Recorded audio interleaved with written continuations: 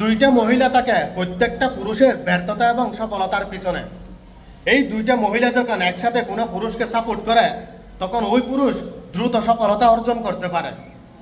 এখানে একটা মহিলা সবসময় দোয়া করে সাপোর্ট করে, আর একটা মহিলা সবসময় সাহস যোগায়, শক্তি যোগায়।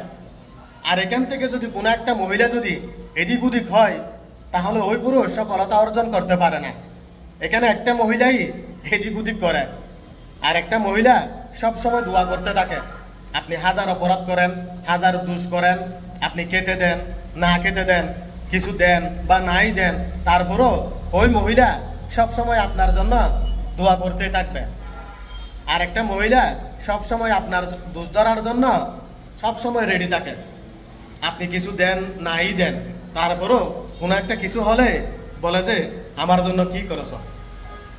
এই সময় যখন এই পুরুষটা এই কথাবার্তা শুনে না, তখন ওই পুরুষ খুবই কষ্ট পায়। পুরুষ করে কার জন্য? তাদের জন্য। তারা এটা বুঝতে চায় না, তারা হয়তো একটু বেশি আবদার করে ফেলে। দিন শেষে ওই পুরুষ সবসময় তাদের জন্য কিছু করার চেষ্টা করে। এটাই বাস্তব, এটাই বর্তমান অবস্থা এখন। আর